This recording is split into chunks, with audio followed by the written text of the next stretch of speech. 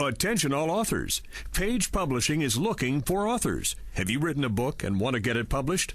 Page Publishing will get your book into bookstores and for sale online at Amazon, Apple iTunes, and other outlets. They handle all aspects of the publishing process for you. Printing, cover art, publicity, copyright, and editing. Call 800-204-6099 now for your free author submission kit. That's 800-204-6099 for your free author submission kit. This is the Page Publishing Book Club. Good evening. I'm your host, Alice Stockton Rossini, along with my man behind the glass, Rob Barrett. Oh, I wish you could see him right now. He's dancing. He's swinging a towel around because we love this song. It's our favorite song. Hey, let me just say, Rob Barrett, that I want to apologize to all of my Page Publishing Book Club fans for all of the Mets postponements. I mean, I really feel bad about that. Let's go, Mets! Those guys went all the way to the NLCS and then Game 5 of the World Series, and long-suffering Mets fans could not be prouder. Am I right, Rob? Am I right? I am absolutely right. But unfortunately, we are the Mets station, WOR. We are the voice of the Mets, so we had to broadcast their games, and a couple of shows got postponed, and I do apologize to our listeners and to our authors, and I hope you understand, all right? But get ready, because next year, they're going all the way. All right, we're going to begin tonight with a very popular subject, how aging works. Who doesn't want to know more about that? I think everybody does. Everybody is living longer, but are they living longer? They're living longer, but are they living? What's the point of living longer if you can't move around or think or enjoy your life? You know what I'm saying?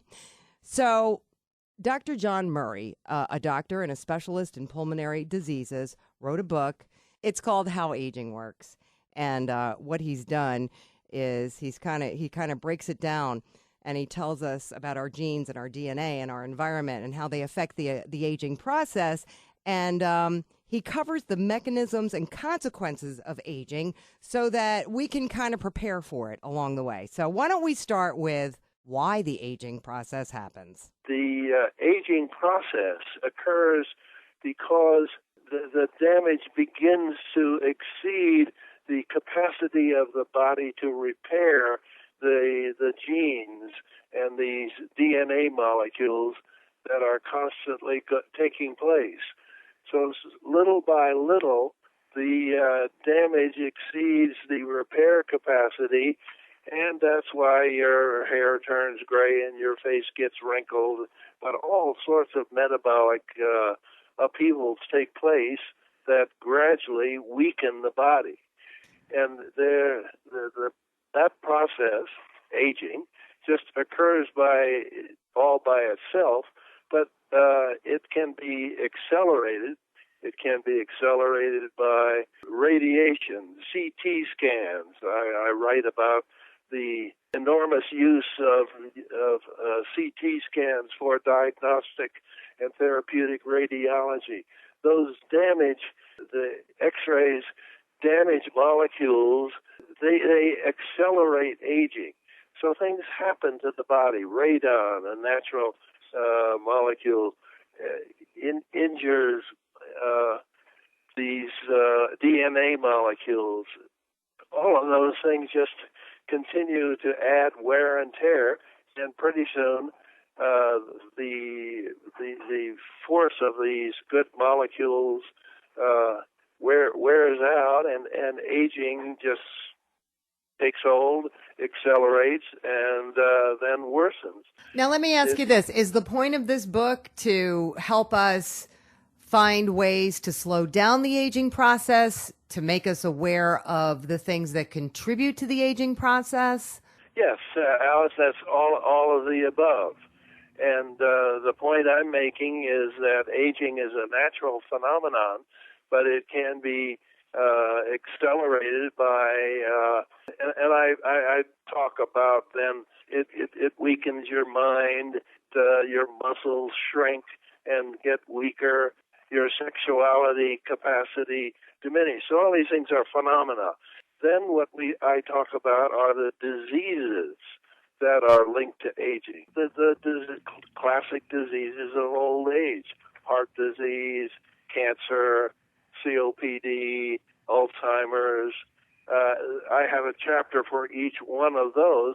And the whole point of this is to, as you said a moment ago, to increase people's awareness, but then to understand what's going on so that they can protect themselves or try to overcome these processes.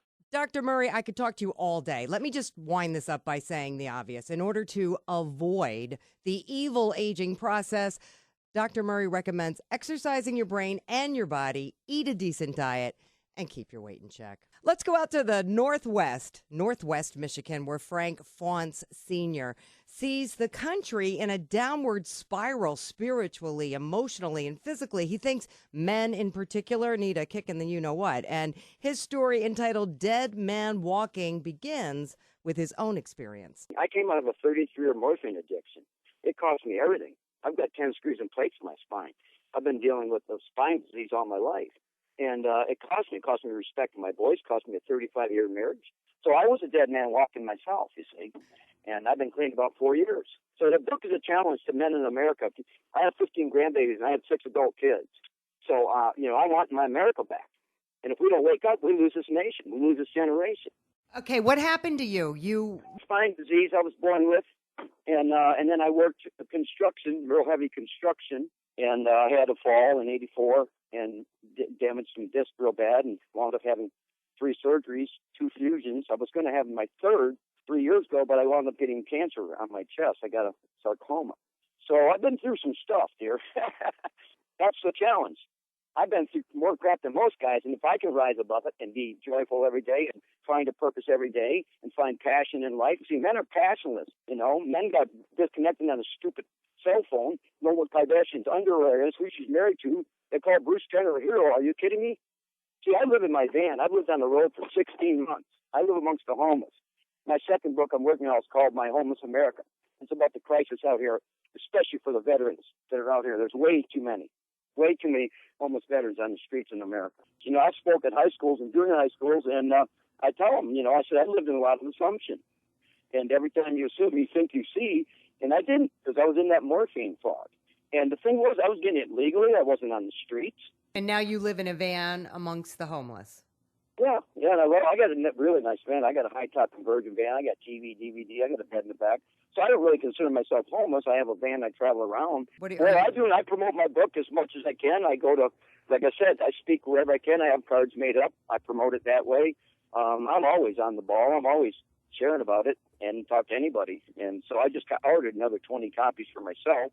I sold out of my initial book signing up at the bookstore in Traverse City. I've been on TV, radio, a couple of radio interviews. So I'm getting exposure. Been in the newspaper. And so it's starting to get a life of its own. I had a local pastor preached on it for 2 services, and had some men come up and ask me where they could buy it. So I told them. That's great. And thank you. I never wrote a book before, and now I can't stop writing. I've got 3 other books already done. I write every day. I was just going to say, they say writing every day is exactly what you should be doing. So you must be on the right track with 3 books in the works. So thank you so much. Susan Hershey grew up an abused child, and her story, not an easy one to listen to, but with the help of her daughter, she was finally able to write it all down. And Susan, take it from there. My mother is sadistic. There were 6 children, and she chained 3 of them out of 6 to the beds at night so they couldn't get up in the middle of the night and get into the food. It's a horrifying story. People don't know what's going on out there. I don't know why she has to do it, why she's got to be like that. But she didn't want us to eat. She didn't want to feed us. She locked us outside all day. She wouldn't let us in the house. Where was your dad? My dad he would ask her, well, have your kids ate? And she'd say, yeah, they eat. They don't need no more. It's just cited and took whatever she said is the truth. So he turned a blind eye to it, in other words. Where were you in the 6? Oldest, middle, youngest? I am number 3. There's 4 girls and 2 boys. There was a girl born first, my sister. She's dead now. She couldn't deal with all the abuse. It was all the physical and mental abuse that she had went through as a child. She drank herself to death because she was trying to trade the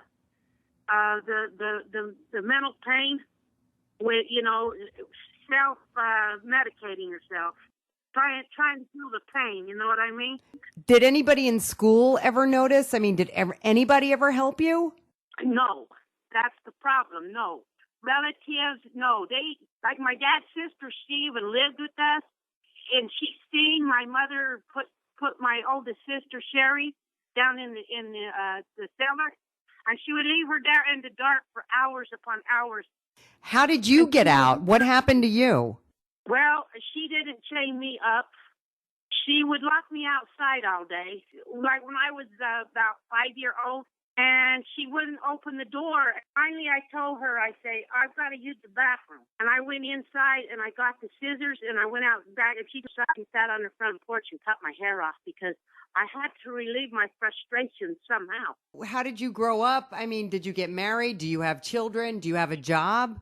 Yes, I got married to a man that really takes good care of me, and he's helped me through all this. He's helped me to heal, along with writing the book. It really brought it out of me, all the poison that I had been harboring all these years. But yeah, and then I opened my own business, retail shop at the mall, and I did that for 11 years. And I've got 2 children.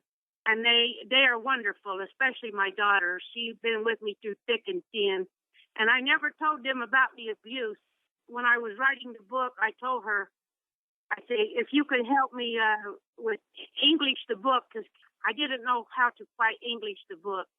So she edited it for me, and she did a really good job. And that is how she learned my story. Susan, it takes a lot of guts to share your story. And like so many others we've heard on this program who have suffered unthinkable tragedies, Susan is hoping through her book, someone else will find strength and comfort.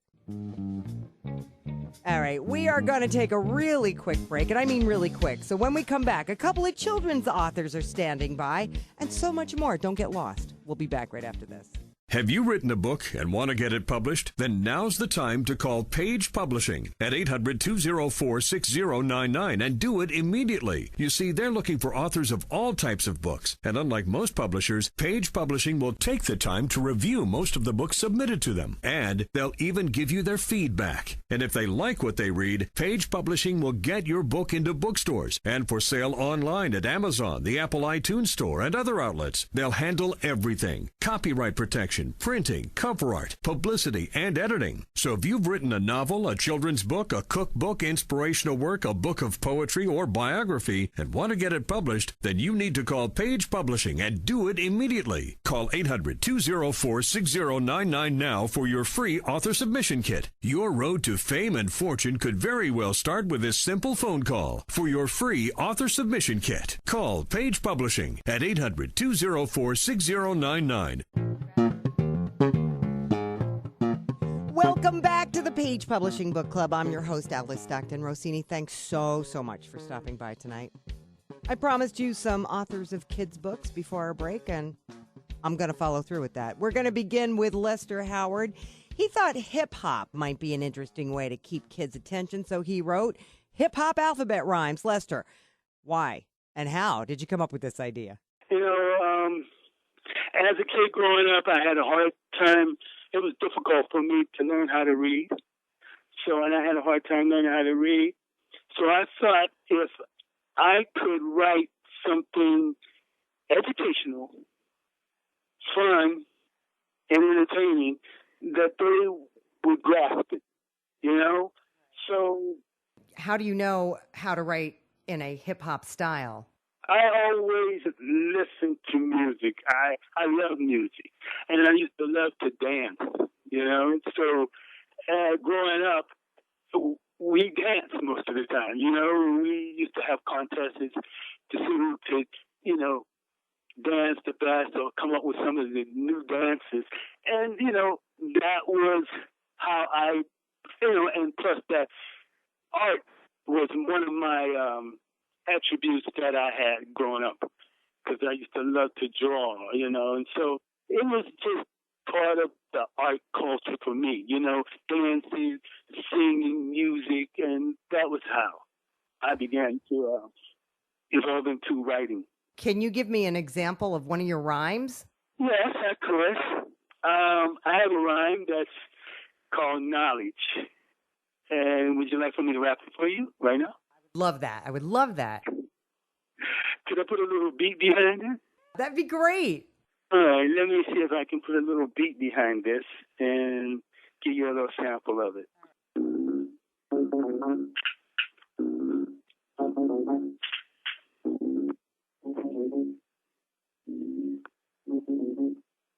Knowledge and wisdom come from practical skills.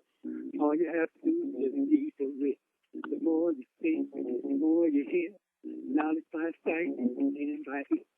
Going to school, you get to college, you have to have a certain amount of knowledge. The more you do, you learn. Knowledge is something you will have. It's designed after time. All you have to do is just use your mind. Nice, Lester.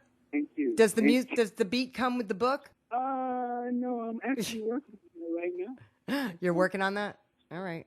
We'd love for us to have the beat with the book. You know, I think it would be more entertaining and, kids would really grasp it. Absolutely, Lester. Absolutely. So you're taking this into churches and hopefully into schools as another tool to help kids learn the alphabet. You can't have too many tools to help kids learn the alphabet, that's for sure. Alice Rogers has also written her first children's book. It's called Allie and the Mucky Tree. How you doing, Alice? Good name. Very nice name. Tell us about Allie and the Mucky Tree. I was inspired one day. I was outside and I saw a big tree and the wind was blowing and a beautiful big green tree. And I said, wow, if trees could talk, I see that really feels good, with the wind blowing through it and moving the branches. So that's where I got the idea. I said, well, if trees can talk, maybe I can write a story about it. And so what does the tree say? What's the book about? it's about a big 100-year-old tree on a hill on a farm, and there's a little girl that lives on the farm. And one day she goes under the tree and was relaxing to get some shade, and she heard a voice come from the tree, and she looked up, and there was a tree talking. But he was kind of explaining that he felt good when the breeze was blowing, and that's where the story starts. And they start talking, and they become friends and have a friendship, and there's other little characters in the book that live in the tree too, and it's a good children's book. How did the other characters come to you? Well, usually in a tree there's an owl or a squirrel. There's always a squirrel in a tree. So I figured I'd give it more characters and put them in the tree. What's the moral of the story? Tell little children so they can understand that trees are alive and they need to be taken care of, and they need water and they need care, and to help the environment, and that they need oxygen, and just like we do, they can take care of them too. Is this just one and done, or are there more books coming? I have it where I can go to more adventures. Is that what you plan on doing? Yes. I left it off to where there's a cat that's coming out of the orchards from after a big storm, so it's going to be another adventure. Okay. Did you write this for any little kids in particular? My little nephews and nieces. I gave a book to my pastor, and he read it to his daughter, and she loves it. So he said he has to read it to her all the time. And I'm like, well, I'm sorry, there's a lot of reading there, but she enjoys it. All right, Alice, thank you so much. Like the alphabet, the guy before us, she's talking about the environment. Are there too many books on the environment? Are there too many times that we try to teach kids the importance of taking care of the world around them? I don't think so.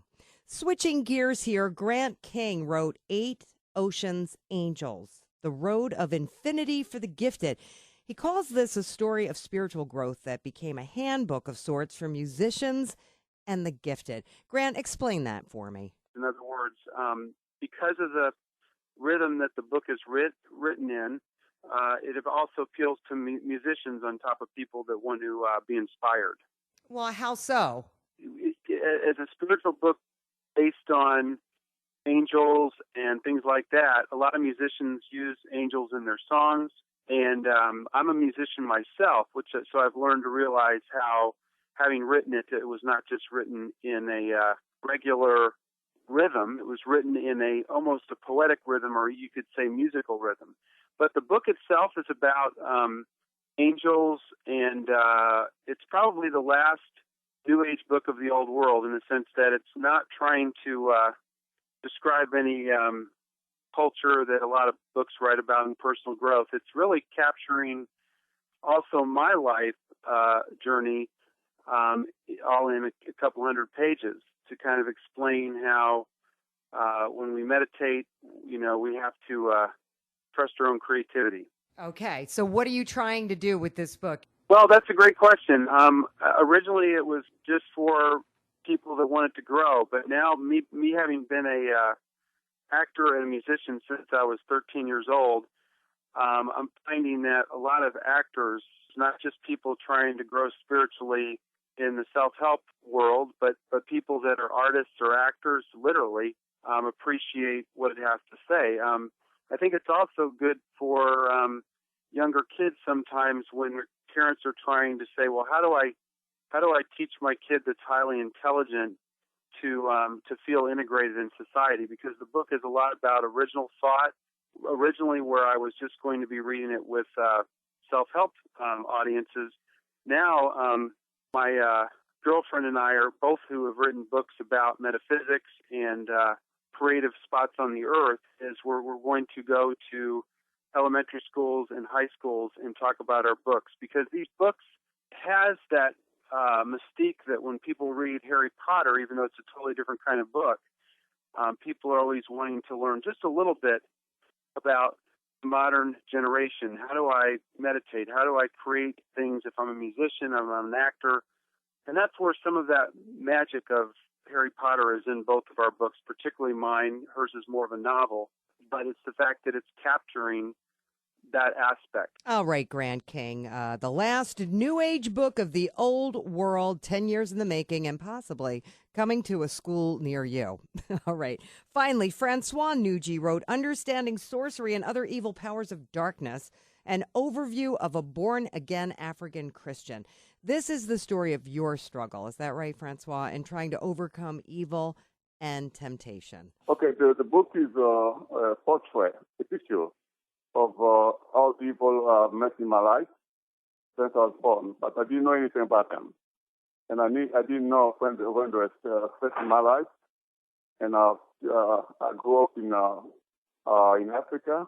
Then I passed my kindergarten, elementary, and high school there. And I came over here to start my college in a graduate school in this country since 1974.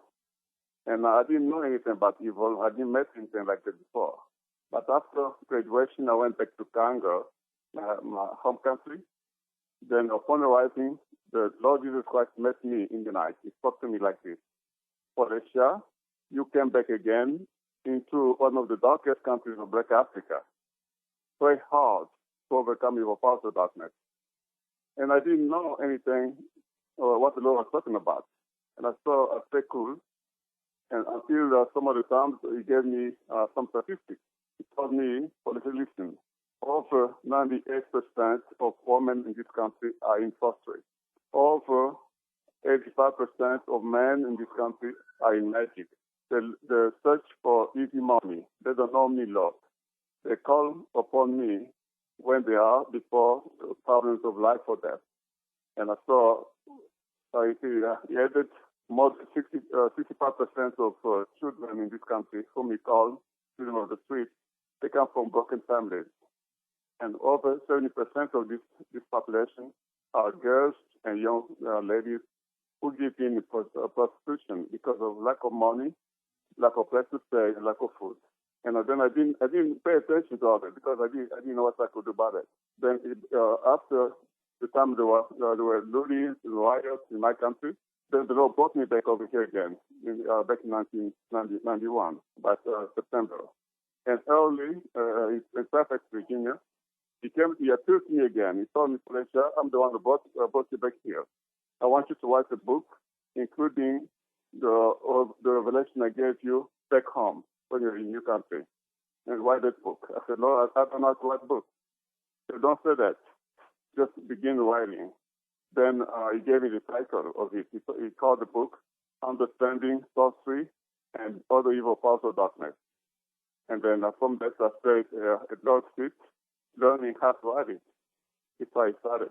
All right. So basically, Francois, what you're trying to do is remind readers of the power God has in our lives, or whatever we consider God to be. And you do this by sharing with us how God or your supreme being helps you to overcome the difficulties in your life. So, I mean, what could be wrong with that? What could be bad about that? Nothing. So thank you so much, Francois. And thank you, my faithful Page Publishing Book Club fans, for stopping by and hanging out with us tonight, uninterrupted. No baseball games. It's just us. And I think you can count on us at least through the end of the year and into the new year. Hope you're feeling a little bit better now about that book you are going to write. Come on, we're coming into the holidays. Now's the time to get moving. If you need a little more inspiration, come back next week. Same place, same time, 710 WOR for another edition of the Page Publishing Book Club. Have you written a book and want to get it published? Then now's the time to call Page Publishing at 800-204-6099 and do it immediately. You see, they're looking for authors of all types of books. And unlike most publishers, Page Publishing will take the time to review most of the books submitted to them. And they'll even give you their feedback. And if they like what they read, Page Publishing will get your book into bookstores and for sale online at Amazon, the Apple iTunes Store, and other outlets. They'll handle everything: copyright protection, printing, cover art, publicity, and editing. So if you've written a novel, a children's book, a cookbook, inspirational work, a book of poetry, or biography, and want to get it published, then you need to call Page Publishing and do it immediately. Call 800-204-6099 now for your free author submission kit. Your road to fame and fortune could very well start with this simple phone call. For your free author submission kit, call Page Publishing at 800-204-6099.